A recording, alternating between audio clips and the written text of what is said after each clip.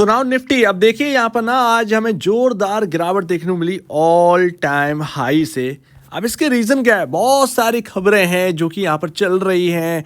कभी यहाँ पर जो है इजराइल की बात आ जाती है, कभी यहाँ पर जो है रशिया की बात आ जाती है। तो ऐसे में सही क्या है? क्या यहाँ पर कल के दिन और बड़ी गिरावट देखने को मिली? आज हम लमसम 1% के अराउंड टूट गए थे।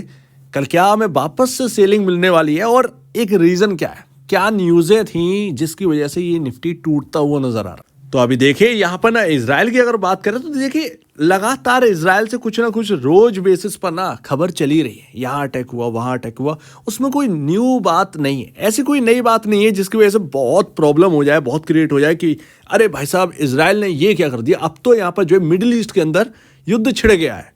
तो ऐसा कुछ नहीं है, ऐसा कुछ भी नहीं है। तो इजराइल कोई ट्रिगर नहीं है मार्केट की गिरावट का।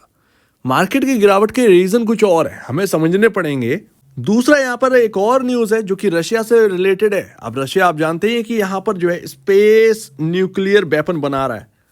तो ये बहुत बड़ी खबर आ जाती है। यूएस बहुत ज़्यादा शाउट कर रहा है, चिल्ला रहा है कि भाई साहब रशिया जो है ना ये प्रॉब्लम क्रिएट कर देगा। आप देखिए कि स्पेस वेपन बना रहे हैं, तो ये एक बहुत बड़ी बात ग्लोबल लेवल पर आ जाती है। ठीक है, बट क्या ये इतनी बड़ी बात है कि ये आपका मार्केट गिरा दे या ग्लोबल बहुत बड़ी टेंशन क्रिएट कर दे, या ऐसा हो कि यूएस स्पेस में जो रशिया न्यूक्लियर वेपन बना रहा है स्पेस के लिए, उस वजह से यूएस रशिया पर अटैक कर दे कि नहीं नहीं आपको हम बनाने नहीं देंगे?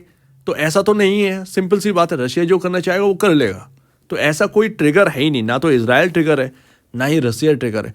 ट्रिगर है दो बड़ी बातें, उसके बाद तीसरी अपने मार्केट की सबसे बड़ी बात। तो आज आप फॉल देखिए, कितना ह्यूज फॉल देखने को मिला। ये लमसम 12:55 पर स्टार्ट हुआ, 12:55 से स्टार्ट हुआ ये, और बिग फॉल आज हमें देखने को मिला। और ये देखने को मिल नहीं था।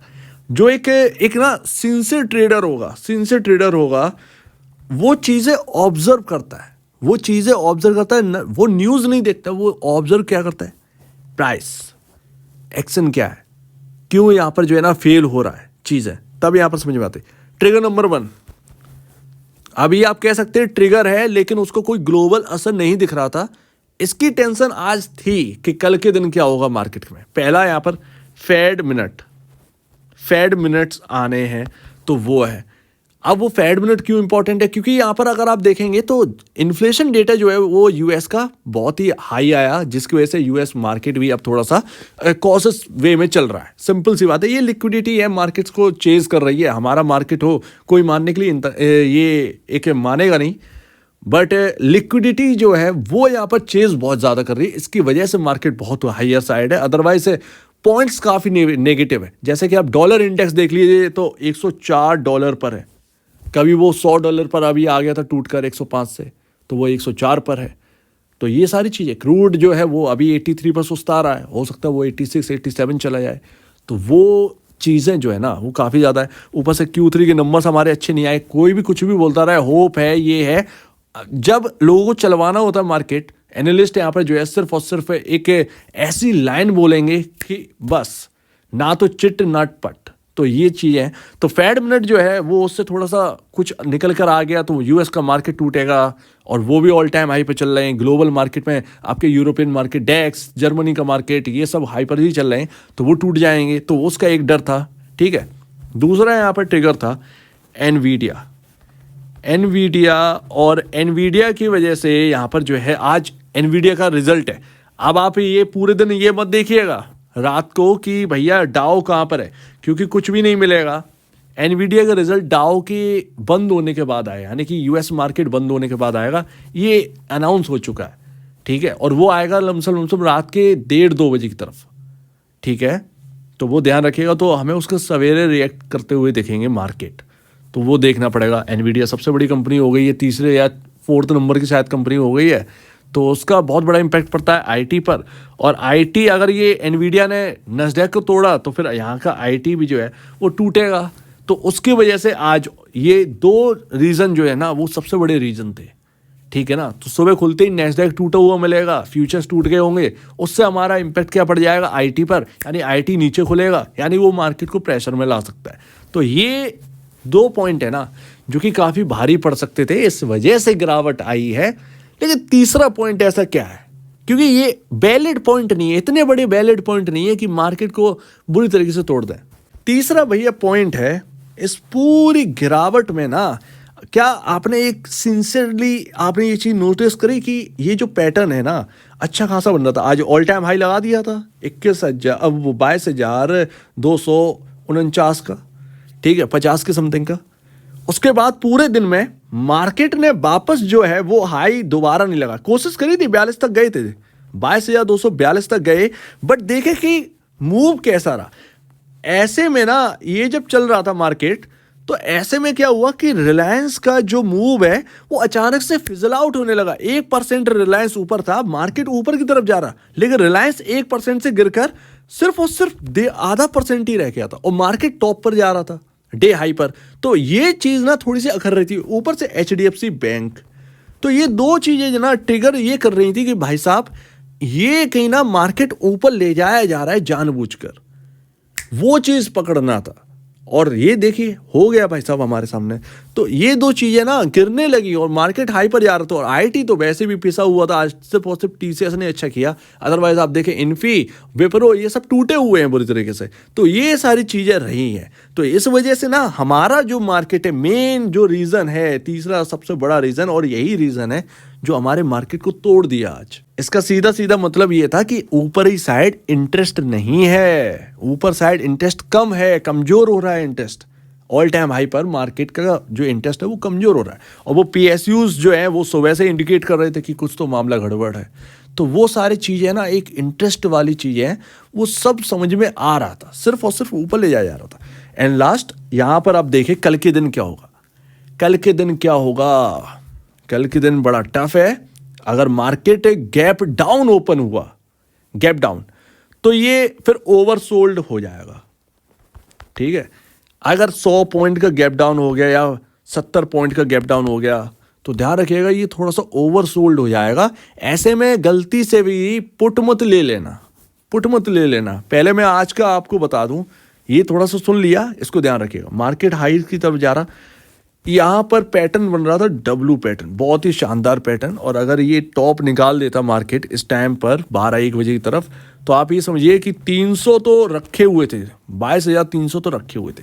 सबसे पहली बात, जब भी एक पैटर्न जो है ना वो ब्रेक होता है, तो उसकी एक समझ में ये आता है कि एक बड़ा मूव अचानक से क्रिएट होता है पैटर्न टूटने के बाद। सिंपल सी बात है, पैटर्न ब्रेक होने के बाद एक बड़ा मूव मिलता है।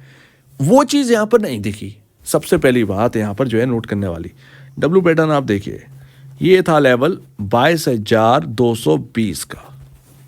इसके ऊपर निकले, धीरे धीरे धीरे धीरे निकले, ये कैंडल गई, और हमने अराउंड, अगर किसी को पुट लेना था, जिसे इंटरेस्ट नहीं दिख रहा था मार्केट में, अगर उसने पुट ली भी होगी, उसका भाई साहब टॉप ही नहीं निकाल पाए। 22,250 का टॉप ही नहीं निकाल पाए। 22,242 से ही एक सेलिंग आई, और वो हमें जो है 50 डेमा तक ले गई, और 50 डेमा टूट गया तो भाई साहब फिर तो 100 और 200, फिर तो लगातार जो है मार्केट फिसलता चला गया। और रिलायंस, जैसा कि मैंने बताया कि रिलायंस और HDFC तो कमजोर था, रिलायंस और टूट गया, HDFC तो टूटे ही था भाई, IT भी और टूट गया। तो ये सब यहाँ पर जो है ना प्रेशर में आ गया, और PSUs तो सब टूटे थे। यानी कि मार्केट का कोई भी यहाँ पर जो है ना इंटरेस्ट था ही नहीं। तो इससे आप समझ गए होंगे। और लगातार, और फिर यहाँ पर जो है इंपॉर्टेंट लेवल था कल के दिन 22,080-90 के अराउंड एक इंपॉर्टेंट लेवल था। अगर आपने याद किया होगा, आपके अगर लाइन खिंची रहती होगी तो आपको याद होगा, 22,080 से ही बार बार सेलिंग आ रही थी, तो वो सीधा 22,000 पर ट्रिगर कर गया। तो ये चीज़ थी। तो कल के दिन क्या करना है, कल अगर बहुत ज़्यादा गैप डाउन से ओपन हो, तो यहाँ पर जो है आपको सेल नहीं करना है, या फिर आप कहें पुट नहीं लेनी है, बिल्कुल भी नहीं लेनी है पुट, अगर गैप डाउन ओपन हो। ध्यान रखना है, अगर गैप डाउन हो तो बाई का ही लेके चलिएगा, और ऐसे में 22,080 तक देखिएगा, सिर्फ और सिर्फ 22,080, बस इतना ही देखना है। क्योंकि 22,080 के ऊपर आज हम टिक नहीं पाए, शाम टाइम में 90 तक गए, तुरंत ही नीचे आ गए। तो वो आपने नोटिस किया हो। तो ये सारी चीज़ें ना नोटिस करने वाली हैं। 22,080 के आसपास ना 22,090 भी जाए, तब भी यहाँ पर जो है ना सचेत रहिएगा। अगर आपने कॉल ले रखी है, आपका काम चले गया है, तुरंत प्रॉफिट वसूल के निकल जाओ, ठीक है। सेल अगर किसी को देखना है पुट उट का, तो उधर की तरफ देखिएगा, और तब देखिएगा, क्योंकि कल भी यहाँ पर जो है ना मार्केट का जो इंटरेस्ट है वो कहीं ना कहीं डूबा रहेगा। आप 22,080 22,090 तक अगर हम चले गए तो बहुत ही अच्छी बात है।